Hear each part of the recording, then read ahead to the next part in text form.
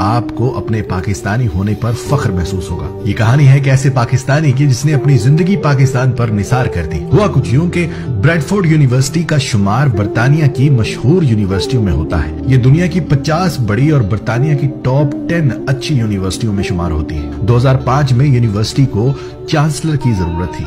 पूरी दुनिया से 100 से ज्यादा स्कॉलर्स और बिजनेस मैनेजर्स को बुलाया गया, जिसमें ज्यादा तादाद बरतानिया, अमेरिका और जर्मन स्कॉलर्स की थी। उस लिस्ट में पाकिस्तान और इंडिया में से सिर्फ एक बंदे को बुलाया गया। सिलेक्शन से पहले जर्मन साइंटिस्ट को चांसलर की सीट के लिए सबसे ज्यादा मजबूत उम्मीदवार करार दिया जा रहा था। मगर तमाम कहानी उस वक्त तब्दील हो गई जब टैलेंट, लीडरशिप, मॉडर्न स्टडीज पर बहस में पाकिस्तान नसाद ने दूसरे तमाम उम्मीदवारों को पीछे छोड़ दिया। उस हॉल में ब्रैडफोर्ड के तमाम डायरेक्टर्स खड़े होकर तालियां बजाने और दाद देने पर मजबूर हो गए। तब एक जर्मन साइंटिस्ट उस स्कॉलर के पास आया और कहा, इस पोस्ट पर तुम मुझसे ज्यादा काबिल बंदे हो। काबीना की अक्सरियत ने उस स्कॉलर को मुंतखब कर लिया और कहा, बोलो कितनी तनख्वाह लोगे। उसने तारीखी कलमात बोले, कहने लगा, मैं यहाँ बिजनेस के लिए नहीं आया। तालीम और पैसे का एक दूसरे से मवाजना नहीं किया जा सकता। मैं एक ऐसे मुल्क से हूँ जहाँ लोगों को तालीम की बुनियादी सहूलियात नहीं है। हमारे पैसे वाले लोग दूसरे ममालिक में जाकर तालीम हासिल करते हैं, जबकि गरीब लोग अपने दिल में हसरत लेकर इस दुनिया से चले जाते हैं। यही वो वजह है कि जिसकी वजह से गरीब और अमीर का फर्क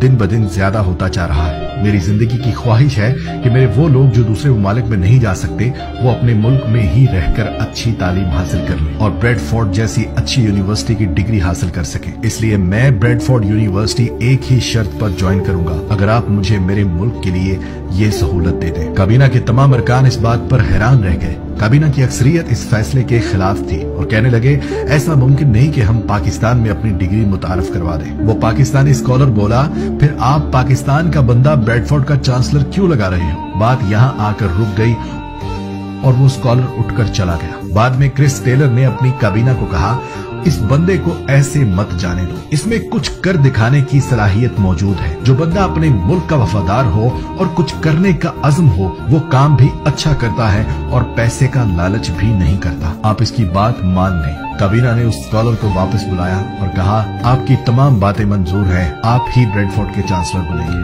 आप पाकिस्तान में जहां चाहते हैं कैंपस बना सकते हैं। वो स्कॉलर 9 साल तक ब्रैडफोर्ड का चांसलर रहा। 1986 के बाद ये पहला मौका है कि कोई बंदा इतने ज्यादा अरसे के लिए चांसलर बना। उस दौरान उसने पाकिस्तान में नमल यूनिवर्सिटी बनाई, जिसमें पढ़ने वाले तालिब इल्मों को वही डिग्री मिलती है जो बरतानिया में करोड़ों रुपए खर्च करके ब्रैडफोर्ड यूनिवर्सिटी में डिग्री हासिल करने वालों को मिलती है। उस शख्स का नाम इमरान खान है।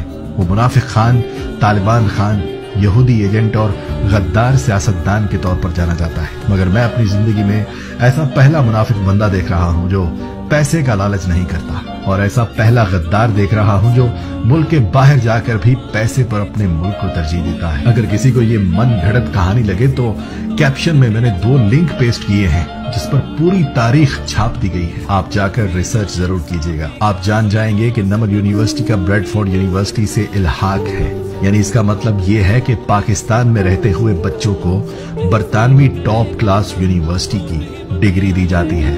और ये सब मुमकिन हुआ उस एक शख्स इमरान खान की वजह से। नहीं, तालिबान खान, यहूदी एजेंट और गद्दार सियासतदान की वजह से। उम्मीद है कि जो ज़हनी गुलाम नहीं है, जो मुनाफिकत नहीं करते, उन्हें ये वीडियो देखकर बहुत खुशी हुई होगी। उन्हीं से गुजारिश है कि अपने दोस्तों के साथ भी इसको शेयर कीजिएगा, ताकि पाकिस्तानी ये जान जाएं कि उनकी आने वाली नस्लों के लिए भी इमरान खान ने क्या क्या